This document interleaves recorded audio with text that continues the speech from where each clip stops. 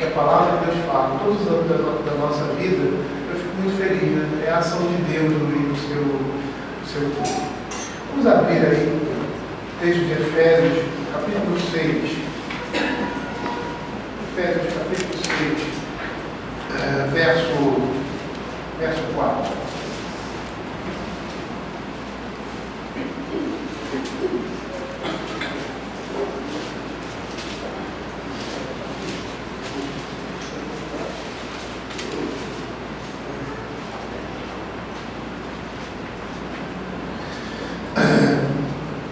Eu gostaria de expor, né, o verso 4 com a igreja. E antes de nós lermos o texto da Escritura, vamos ter um momento de oração, vamos baixar as nossas cabeças e falar com o nosso Deus. Senhor, queremos te agradecer, ó Pai, pelo dia de hoje, ser um dia exclusivo, Pai, destinado ao culto, Pai, e adoração ao seu nome. É um dia especial, Pai, porque nesse dia, de forma, Senhor Deus, institucional, o Senhor fala ao coração da sua igreja. É o seu povo que está reunido para ouvir a sua voz. Por isso queremos te pedir, Pai, a tua misericórdia, o teu Espírito Santo seja falando nos nossos corações e nos convencendo, Senhor Deus, as verdades, Senhor Deus, que temos nessas Sagradas Escrituras. Fica conosco, Pai, fala aos nossos corações, é que nós pedimos, em nome de Jesus. Amém. Efésios capítulo 6, verso 4, a palavra de Deus diz assim: E vós, pais, não provoqueis vossos filhos a ira, mas criai-os na disciplina e na admoestação do Senhor. Nós percebemos aqui que esse capítulo de Efésios, capítulo 6, ele está, na realidade, todo relacionado com o capítulo 5. Né? O capítulo 5, em particular, nos versos 22 em diante, né, ele fala das relações que nós temos em vários âmbitos da vida do ser humano. Né? As relações entre marido e mulher, entre pais e filhos, patrões e empregados, né? Servos e senhores, né? Patrões e empregados. E a palavra dele está nos mostrando como nós devemos nos relacionar, ou viver a vida cristã nesse âmbito da nossa vida como um todo. Às vezes nós gostamos de fazer uma certa dicotomia, uma certa separação entre o que é religioso e o que não é religioso. E nós vamos ver aqui o texto de Efésios que a nossa batalha, que é espiritual, ela se trava no campo das nossas relações. Tá? No momento em que eu estou amando a minha esposa está sendo submissa, a esposa está sendo submissa ao marido, os filhos estão obedecendo aos pais, né? Os pais estão criando os filhos na disciplina e na admoestação do Senhor. Isso é uma guerra espiritual, isso é uma batalha espiritual. O próprio apóstolo Paulo vai falar mais adiante no verso 10. Essa é a nossa luta.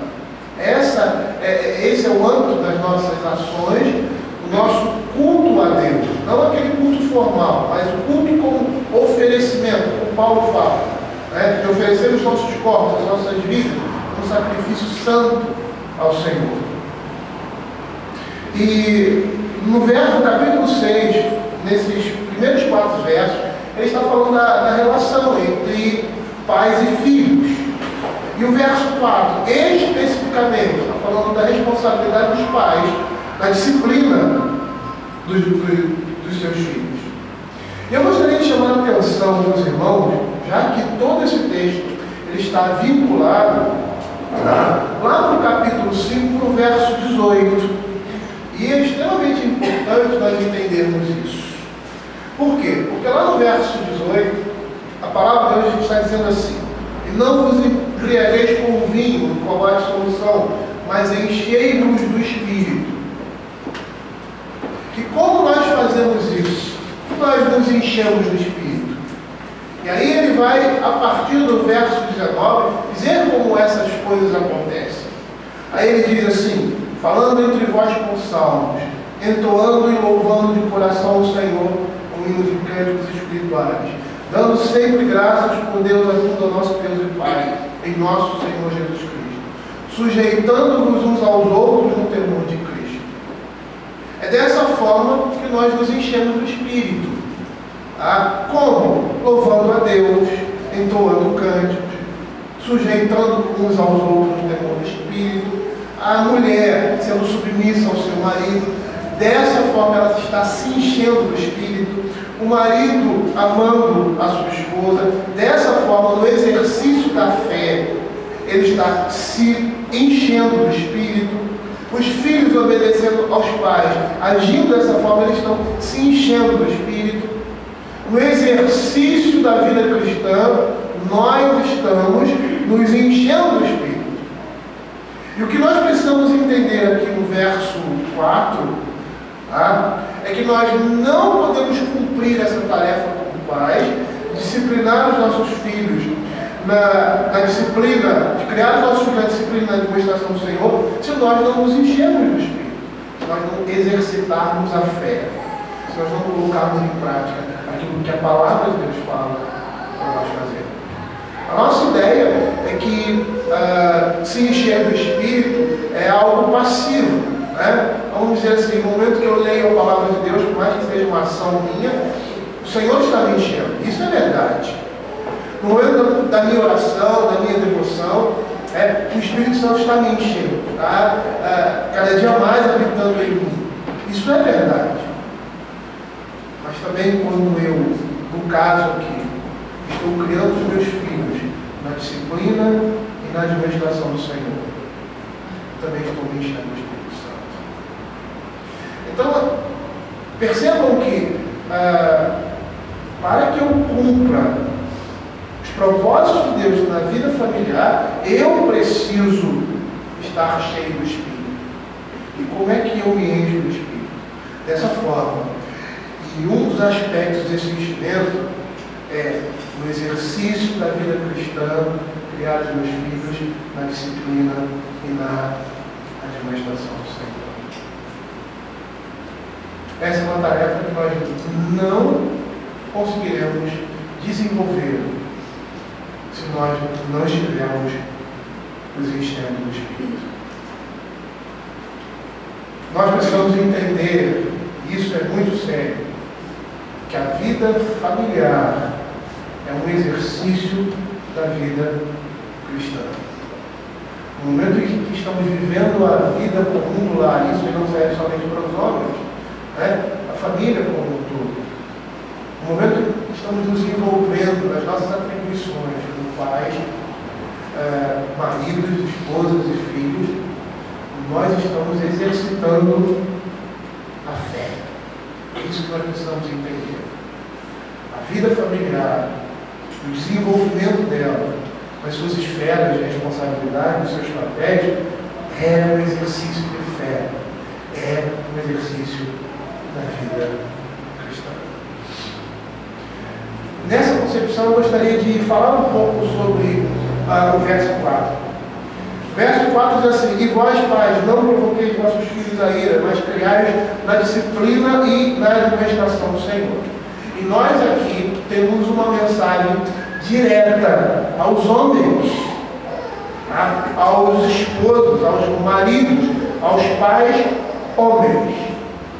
Por mais que o texto na língua portuguesa não mostre isso muito claro, a gente consegue ver isso na tradução inglesa e no próprio original. No original nós temos uma palavra aqui que está dizendo que Paulo está dirigindo a sua mensagem diretamente aos homens. E nós sabemos por quê. Porque o homem é o cabeça da família. O homem é o cabeça do lar. A mulher é sua auxiliadora. Lembrem-se daquela imagem que nós vimos ali em Gênesis, quando Deus cria o homem e o cria primeiro, ele é o primogênito da criação, em relação à mulher.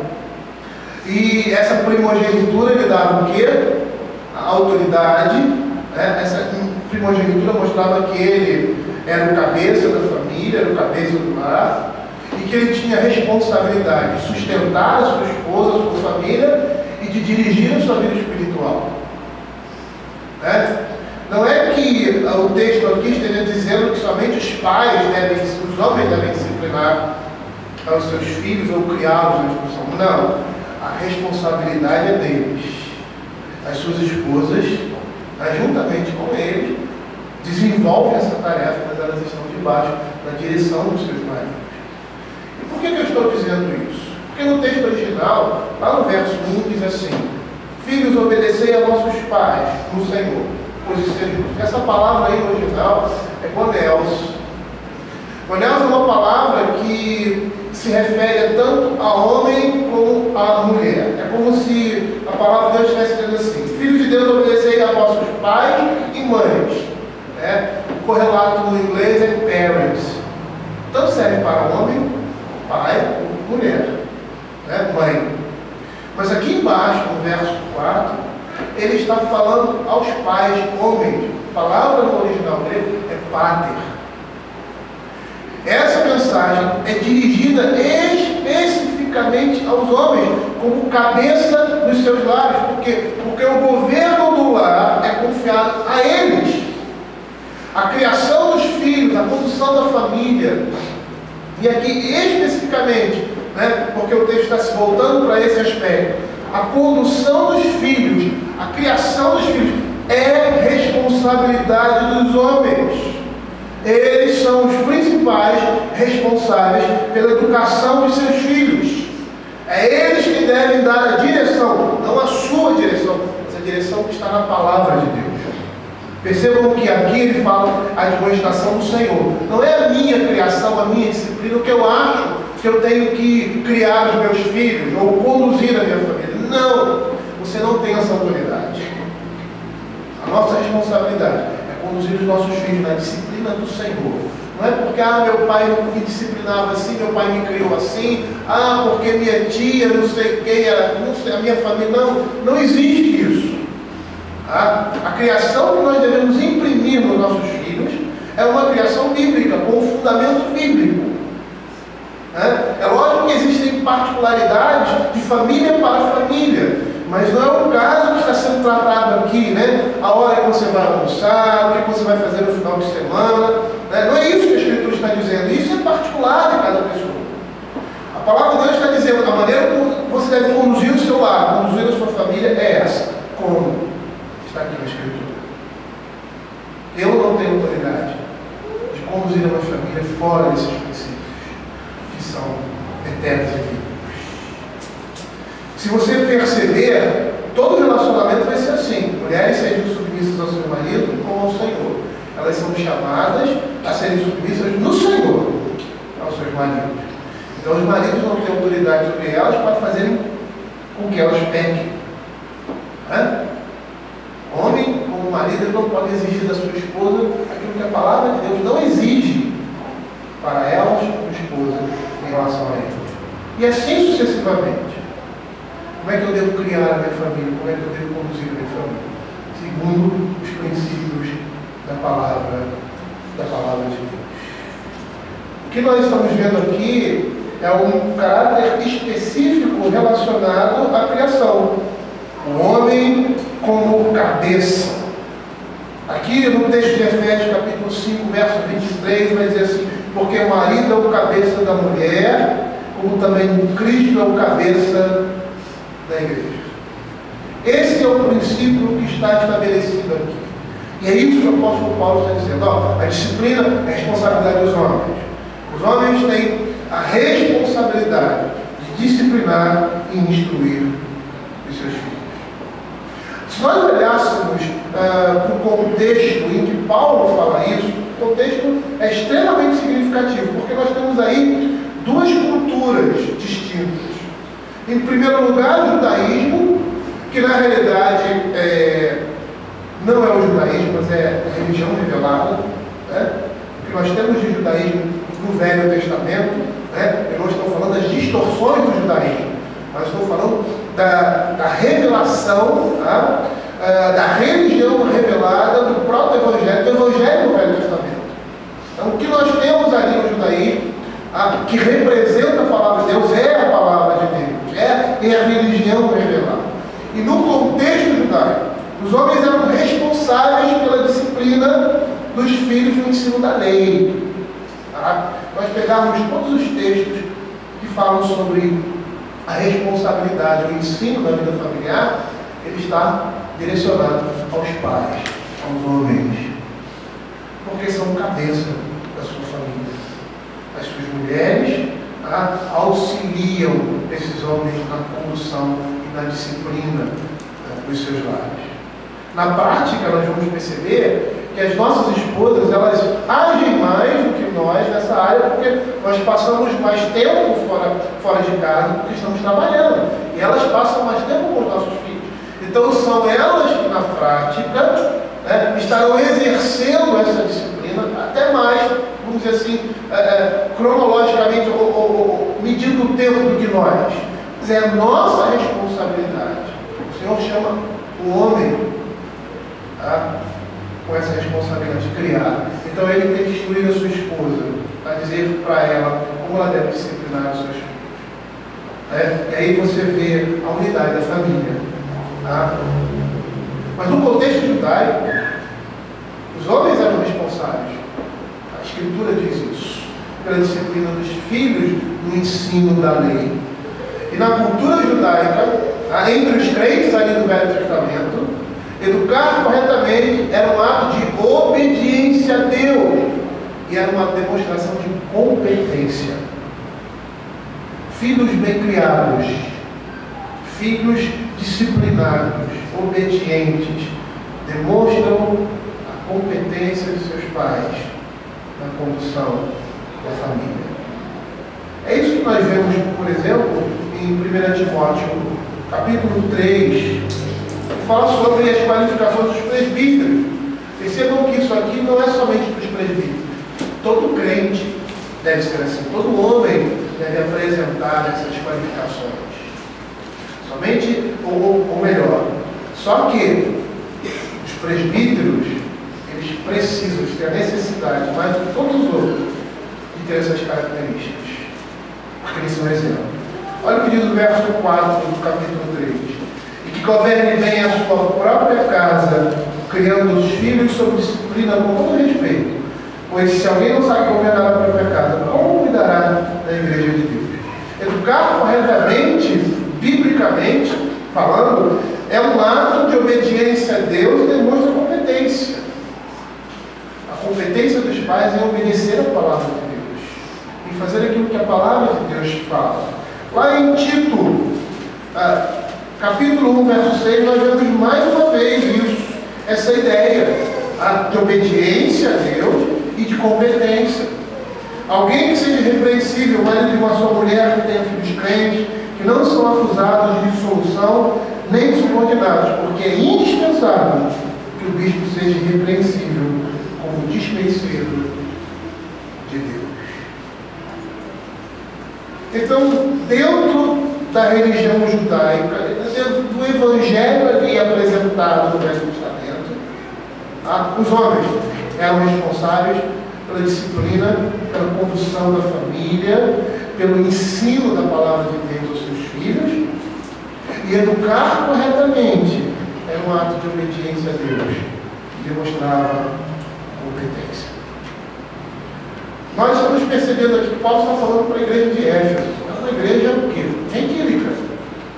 Mas essas igrejas gentílicas, elas sempre tinham em sua composição elementos judaicos, pessoas que eram judeus, e pessoas que não eram judeus. Então nós temos ali, em geral, uma igreja mista.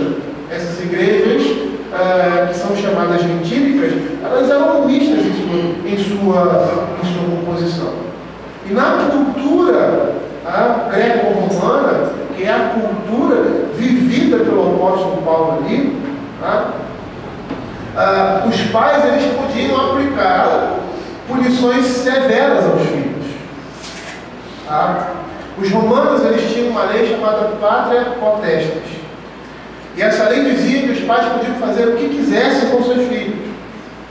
Então essa lei dava direito aos pais a expor seus filhos a elementos que levassem à morte, a vendê-los como escravos, açoitá-los, lançá-los na prisão e até matar os filhos. Eles podiam até rejeitar os filhos nos primeiros dias de vida, vendendo essas crianças como escravos. Percebam que nós temos dois opostos aqui. E percebam que nesse contexto, no contexto dessas culturas, uma influenciada pela palavra de Deus, outra completamente distante da palavra de Deus. Tá? Observamos o princípio da autoridade paterna. Tá? Paulo está trazendo ali, dependendo do contexto em que ele está vivendo, contexto distorcido, ele está trazendo aquilo que a palavra de Deus, fala. Se nós olharmos para a nossa cultura hoje, né, a questão, nós vamos falar sobre isso, vamos tocar somente, né? Hoje em dia, parece que se tornou um crime, vamos dizer assim, né, você bater nos filhos. Nesse contexto, no contexto em que as pessoas deturparam, corrompiam, tá, o princípio da autoridade de Deus, que está manifestado aí, tanto na cultura judaica, né, pela revelação da palavra, quanto a distorção que nós vemos na cultura grega, porque reconhecia greco-romano, porque reconhecia a autoridade dos pais, agora, lógico, com excesso, porque não é, o pai não tem autoridade para isso, né? Mas eles reconheciam, né, quando a depravação do homem caíam nesse extremo, eles reconheciam que os pais tinham autoridade sobre os seus filhos.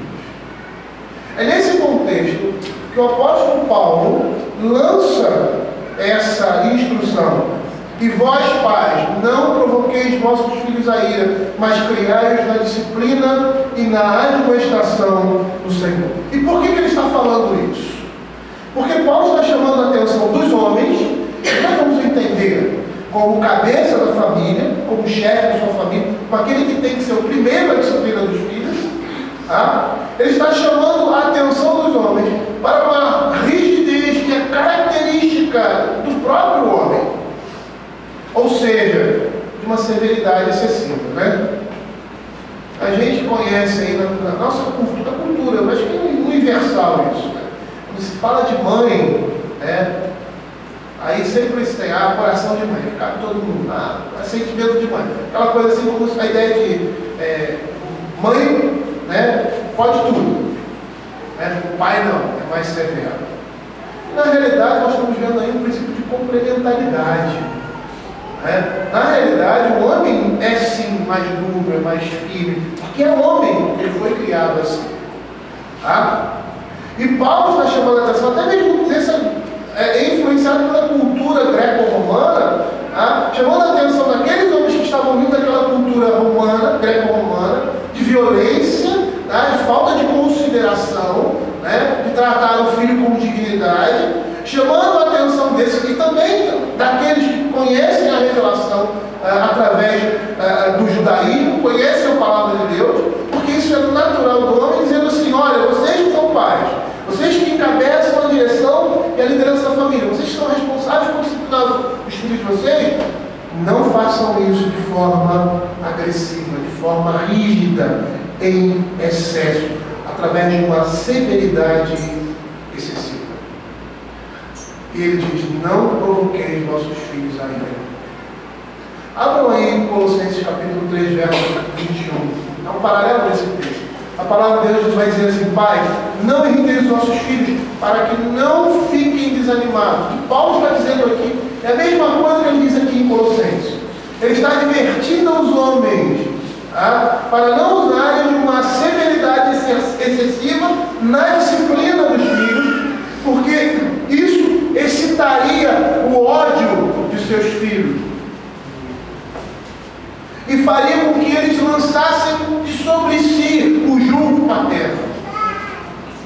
Ou seja, o vínculo de submissão e obediência. Uma severidade excessiva, tá, fará com que os nossos filhos não tenham prazer em obedecer a nós. E vão obedecer apenas por força e não por amor e dever. Por quê? Porque o tratamento, nós vamos ver que o texto vai dizer isso, em suas palavras, literalmente, que um tratamento bondoso e liberal da parte dos homens vai conservar a reverência dos filhos, vai aumentar a prontidão e a alegria em obedecê-los. É isso que se interpreta quando nós vemos o oposto aqui, quando ele diz: pais, não provoqueis vossos filhos a ira, ou seja, não sejam excessivamente severos, não sejam severos além da conta, mas criai-os na disciplina e na admoestação do Senhor. Temos aqui uma oposição entre dois imperativos, né? A questão ali de não provocar a ira e a questão aí de criar na disciplina e na admoestação do Senhor. É interessante que essa palavra criar aqui no original, ela dá a ideia de gentileza, de afabilidade, de cortesia, de amabilidade. E quando a gente entende todo o texto, a gente parece um pouco estranho. Por quê? Porque ele está dizendo literalmente: olha, seja gentil, afável e cortês quando vocês estiverem batendo nos filhos de vocês, quando vocês estiverem instruindo a palavra. Isso seria uma tradução mais livre, uma paráfrase desse texto. É isso que o apóstolo Paulo está dizendo. E por que isso? Nós vamos perceber como essas coisas funcionam. Tá? Porque o contrário disso vai suscitar obstinação e desrespeito com relação aos nossos filhos. Nossos filhos, se nós não tivermos essa maneira amável de tratá-lo, tá? E principalmente os homens, eles devem ser severos, sim, mas uma severidade que seja justa. E o que nós estamos percebendo aqui é que o apóstolo Paulo está dizendo que o comportamento paterno não deveria se pautar numa severidade excessiva. Um pai, ele não deve ser conhecido de forma alguma como severo, de comportamento austero, duro, inflexível ou rigoroso demais. Pelo contrário, ele deve ser conhecido como justo. Seus filhos devem olhar para eles e perceber que muitas vezes na sua rigidez, uma rigidez que é bíblica, uma severidade bíblica, que é amável, que é afável, que é cortês, justiça. E o texto vai nos dizer, porque ele está muito presente no grego, que isso é um comportamento diário. É algo que deve ser habitual. Tá? Agora, por que os pais? Por que os homens? Eu gostaria de bater de novo nessa tecla. Porque Paulo está se dirigindo diretamente aos homens. Porque a responsabilidade, nós precisamos entender isso. Tá? Por quê? Porque o mundo hoje não diz isso, pelo contrário. O mundo hoje, ele quer desconstruir, corromper os papéis que Deus estabeleceu. Por quê? Porque esses papéis, em primeiro lugar, demonstram a sabedoria de Deus. Em segundo lugar, porque representam a imagem de Deus. É a imagem de Deus na sociedade. O apóstolo Paulo, em uma das suas viagens, ele fala, lá no texto de Atos, que Deus não ficou sem o que é o seu testemunho. E ali no caso, dizendo que os homens estavam alegres em seus corações, e eles deveriam reconhecer que essas coisas eram dádivas de Deus, eram sinais da existência de Deus. Mas não são só esses os sinais. O prazer, a satisfação, a alegria no coração dos ímpios. Existem vários sinais que mostram a existência de Deus. A imagem de Deus nesse mundo. E nós somos responsáveis para refletir essa imagem. E na maneira como nós criamos os nossos filhos, nós nos relacionamos com eles. Biblicamente falando, nós estamos apresentando a imagem de Deus. Tá? É por isso que a sociedade quer destruir completamente aquilo que Deus estabeleceu. Porque aquilo que Deus criou tem a sua marca. Tá? Tudo que Deus estabeleceu, que Deus fez, tem a sua marca. Tá? Não porque os pais, porque é responsabilidade deles. Nós precisamos ter isso na mente. Dirigir a educação, dizer como seus filhos devem andar. É responsabilidade dos pais. Ele é o líder, o homem é o líder. Ele deve saber o que quer imprimir na vida dos filhos. Então, essa questão aí, é tema de família, né? Então, eu sou adolescente, eu não preciso ir, porque é só para homem casar. Aí eu sou jovem, eu não preciso conhecer isso. Na minha igreja, as crianças são instruídas nesse caminho. Eles já estão sendo instruídos como deveriam ser pais. O que um pai deve fazer. Por quê? Porque eles precisam ter isso dentro de si, internalizado, porque é a palavra de Deus. Porque no dia que adentraram no relacionamento conjugal, eles já foram treinados desde pequeno a saber qual é a sua função e o que Deus exige dele como homem. E agora como cabeça de uma família. Então, primeiro, por que os pais? Porque eles são responsáveis na condução do seu lar. Por quê? Em segundo lugar, os pais. Porque os homens são mais severos. Devem ser. A severidade, não é a brutalidade, mas a severidade, a firmeza, é uma característica do homem. Não que as mulheres não sejam firmes ou severas, mas o homem é conhecido dessa forma. Por quê? Porque isso é natural, isso faz parte da sua masculinidade, ou melhor, da sua criação. Ele foi criado assim. Os homens são mais duros do que as mulheres. São eles que dão o tom do lar. Então, queridos, para nós homens, severidade excessiva, perfeccionismo, que está relacionado com isso aí, e rigor além da conta, podem levar o jovem a sentir que na relação com seus pais, que nada que ele faz é capaz de agradar. Pais que são extremamente perfeccionistas, você tem que tirar 10. O menino não tira 10, tem jeito. Ele tem que fazer desse jeito. Você coloca assim, assim, mas ele não é.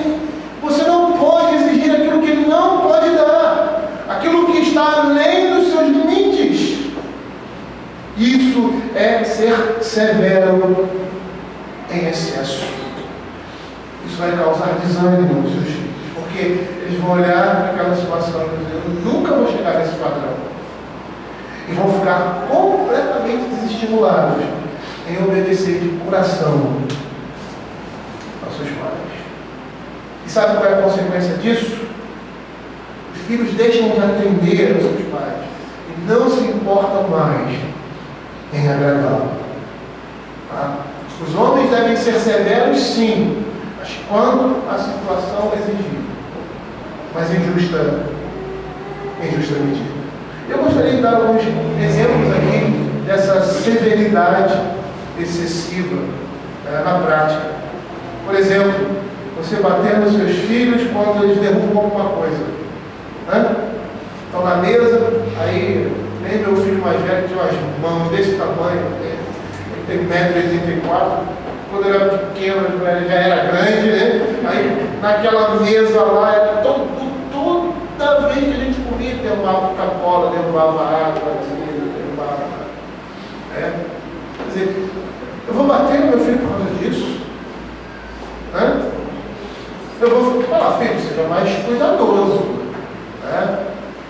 Aí você precisa saber se relacionar com as suas partes imensas, suas mãos, né? Então seja mais cuidadoso. Até hoje ele é um pouco meio desastrado. Mas isso não é necessidade de uma disciplina, de um castigo, de uma repreensão severa. Não. Por quê? Porque ele não pecou contra ninguém.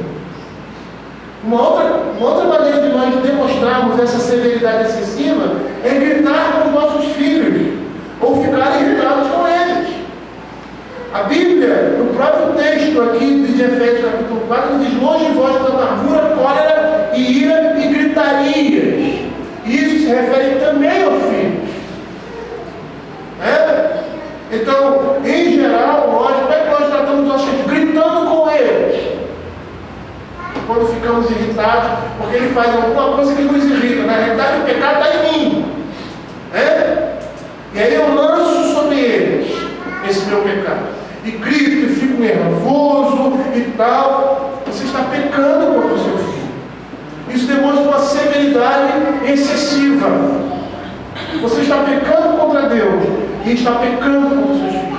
Quando você exige, como eu falei anteriormente, alguma coisa que vá além dos seus limites. Lá em casa eu nunca exigi nota 10. Também se eu exigisse, eu estava perdido.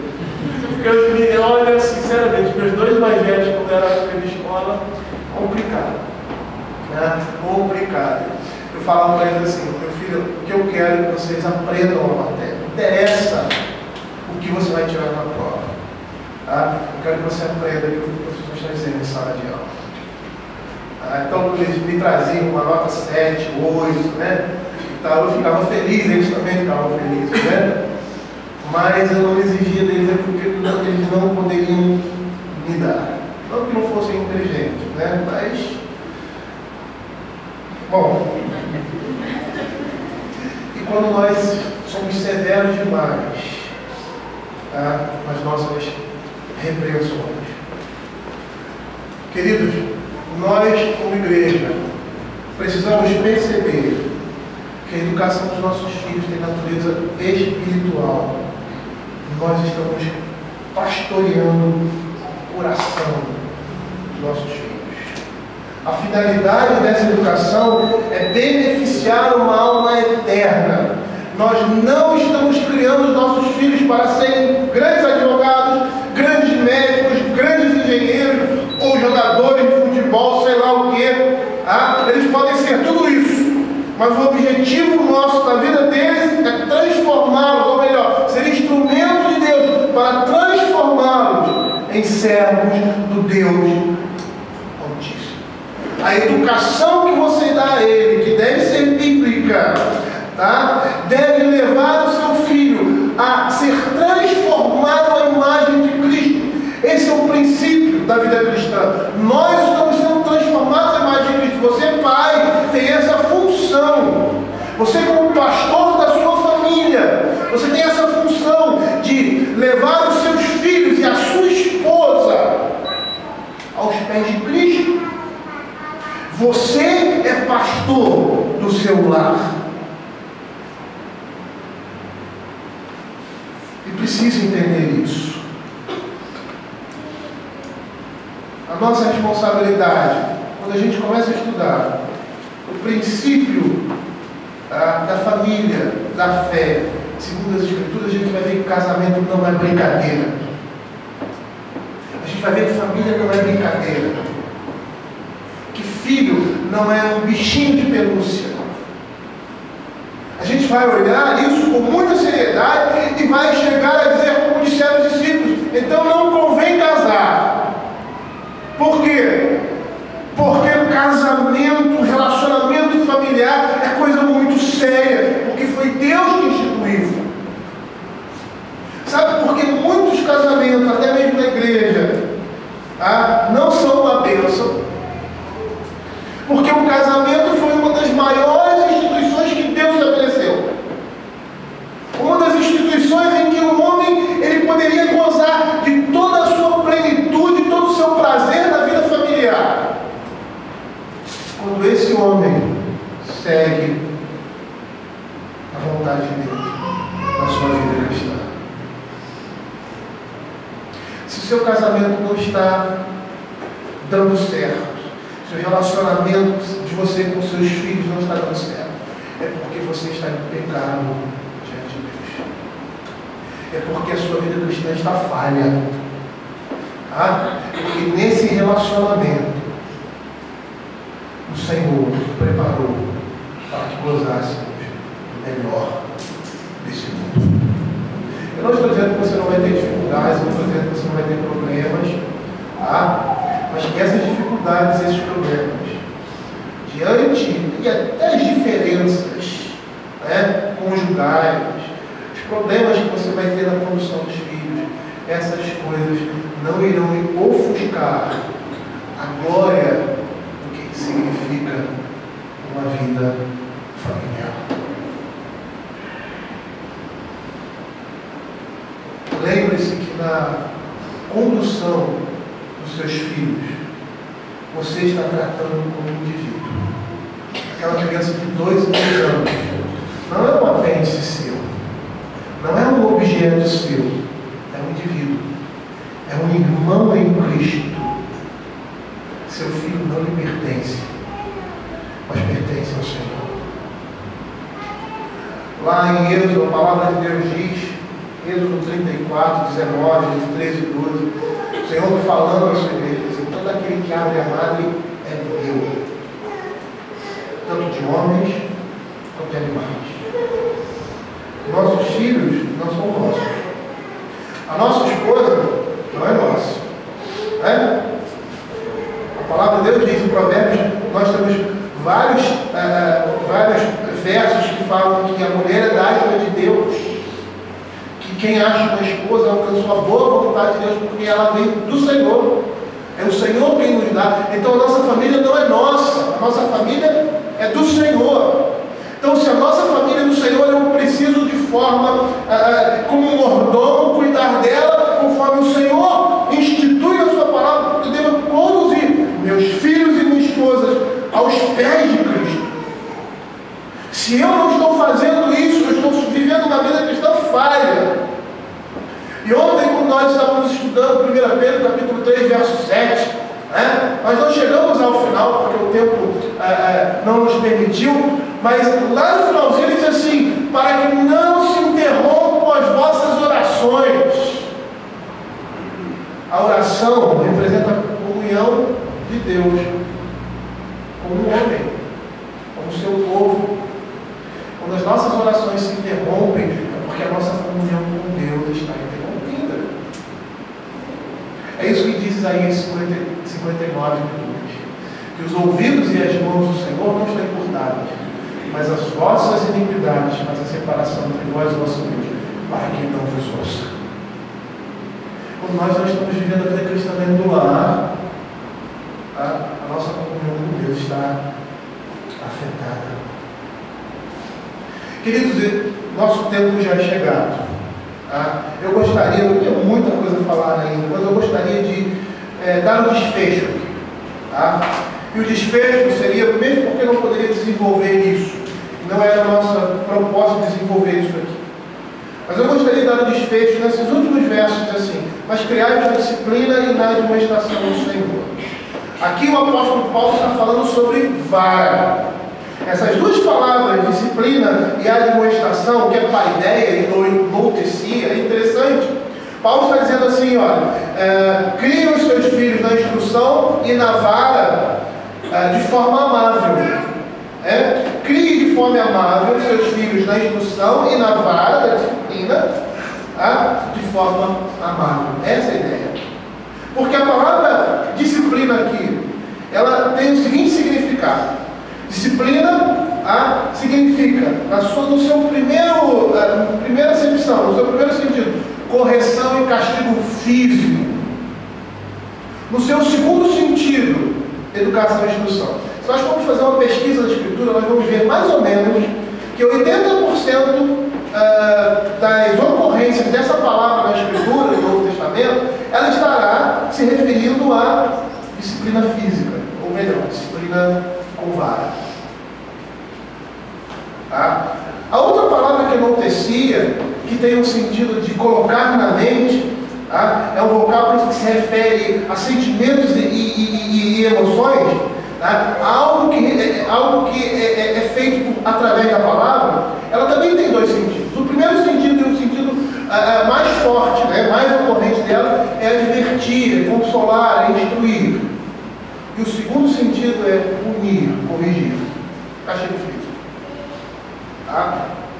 Se nós fôssemos fazer uma pesquisa da Escritura do Novo Testamento, em praticamente na maioria das ocorrências que essa palavra aparece, ela tem o sentido de instrução.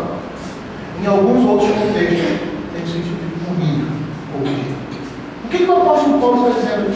Ele está dizendo que a disciplina do Senhor ela é composta de vara, de disciplina física e de instrução.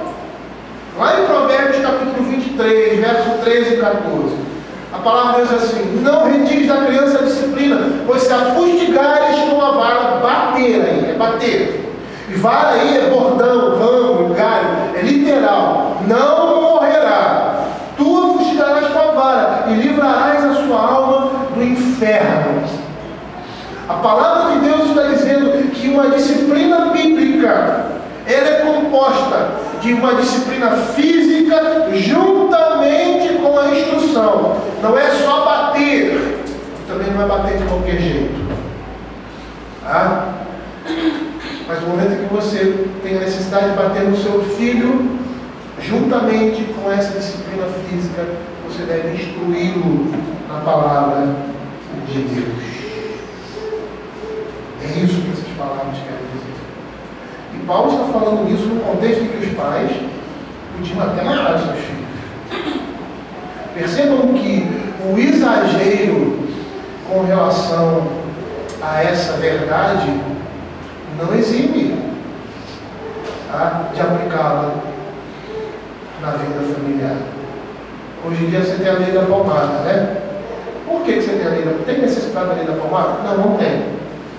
Por quê? Porque quando o pai agride um filho, ele está cometendo um crime. Tá? A disciplina bíblica não é agressão. A disciplina bíblica não é violência contra a criança. A disciplina bíblica é instrução. Eu sempre digo que o ouvido de uma criança está no seu bumbum. Porque ele não vai atender se ele não for disciplinado, se ele não for instruído dessa forma. Mas não é só bater. A vara e a disciplina da sabedoria. Essas coisas devem andar juntas. Como eu devo fazer isso? De forma amável. Eu nunca bati meus filhos na frente de ninguém. Nunca. Nunca. Todas as vezes que eles precisavam ser disciplinados, nós levávamos eles para o quarto, um lugar reservado. Né? Tínhamos um instrumento, né? Uma varinha, e com essa varinha nós colocávamos nossos filhos ao nosso lado, falávamos, ainda mais na infância, por que eles iam apanhar, o que a palavra de Deus falava a respeito disso. Colocava no meu colo, batia no mãozinho dele. E aí ele chorava. Quando ele chorava, eu pegava ele, colocava no meu colo, acalentava o seu choro, e quando ele acabasse de chorar, nós orávamos, pedindo perdão a Deus, tá? E orando, falando da restauração dele. Nós saímos de lá como se nada tivesse acontecido.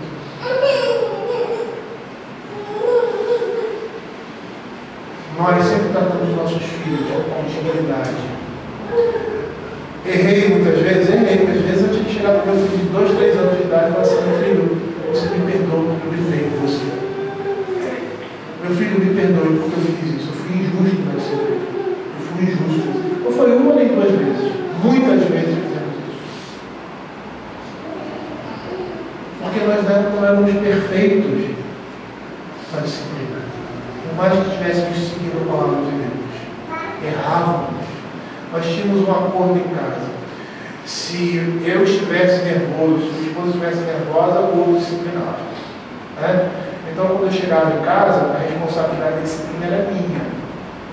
O que acontecia na casa, eu ia resolver. O homem da casa chegou. Até mesmo para dar alívio e descanso. A minha esposa trabalhou o dia todo com aquele menino.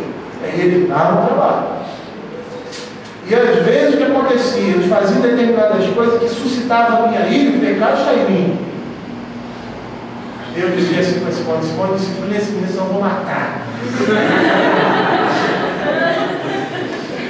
E ela ia lá com toda a paciência, toda a calma, e disciplinava os nossos filhos. Ou às vezes era o inverso. Não, deixa que eu luto, senão você vai. Tá? Por quê? Porque a disciplina não tem efeito algum se eu estou irado ou se eu estou com raiva. E quando a gente percebe que o nosso filho desobedece, não está desobedecendo a nós, mas está desobedecendo ao Senhor, a nossa perspectiva na disciplina muda. Eu fiz uma vez um testemunho numa igreja, ele até escreveu no blog Mulheres Piedosas a visão do filho que era disciplinado. Ele dizia que quando o cara era pequeno ele não entendia. Eu achava, lógico que essa linguagem é um pouco rebuscada para a idade dele, né? Mas ele falando hoje, eu achava que aquilo era hipocrisia. Meu pai e minha mãe me batiam e diziam que me amavam. Mas com o tempo ele percebeu, pela nossa atitude, pelo nosso comportamento, pela maneira como nós disciplinávamos os nossos filhos, ele e os seus irmãos, eles perceberam que aquele momento de dor, que eles sentiam, é um momento também de amor da parte dos pais. Nós estamos observando pela alma deles, como Deus faz conosco. E eu gostaria de terminar com um texto de Hebreus capítulo 12, que fala desse amor de Deus. Olha o que a palavra de Deus diz, capítulo 12, verso 10. Pois ele nos corrigiu por pouco tempo, segundo melhor nos parecia, nós, os pais. Deus, porém, nos disciplina para aproveitamento, a fim de sermos participantes da sua santidade. Uma coisa que nossos filhos precisam perceber é que a disciplina física é algo que restaura a comunhão. Então, quando o filho está em pecado, quando ele pecou, ele desobedeceu, ele quebrou a comunhão com Deus. Ele precisa ser disciplinado. E quando ele é disciplinado, ele sente que aquela disciplina foi para seu aperfeiçoamento e para a sua comunhão. E ele sai dali restaurado, de alma lavada, porque sabe que a comunhão com Deus, ou melhor, a comunhão com seus pais, que vai representar a comunhão com Deus, foi restaurada através da disciplina. Quando nós estamos disciplinando nossos filhos, como a Escritura mesmo diz, com a vara e com a instrução, nós estamos ensinando os nossos filhos a ouvirem a voz de Deus, a se submeterem à disciplina que vem do Senhor e, consequentemente, serem participantes da sua santidade. Vamos orar.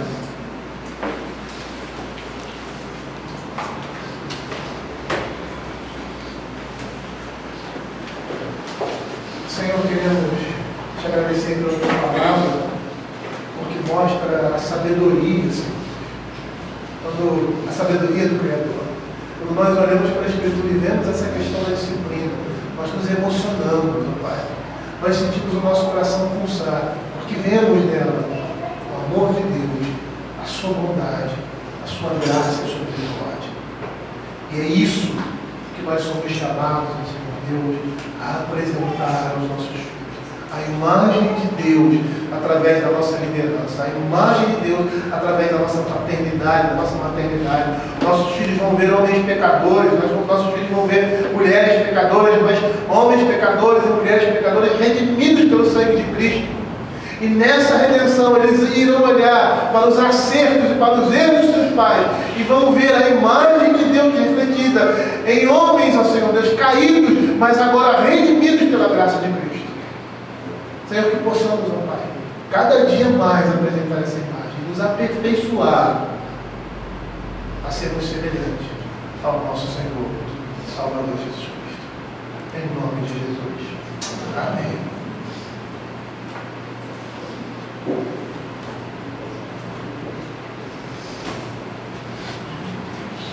Bem, irmãos. A graça do nosso Senhor e Salvador Jesus Cristo, o grande amor de Deus, nosso eterno e bondoso Pai, o poder e as doces consolações do Espírito Santo de Deus estejam sobre vós, povo da aliança, hoje e sempre. Amém. Vamos cantar o Senhor. A Deus supremo benfeitor, anjos e homens em louvor. A Deus o Filho, a Deus o Pai, e a Deus Espírito, glória.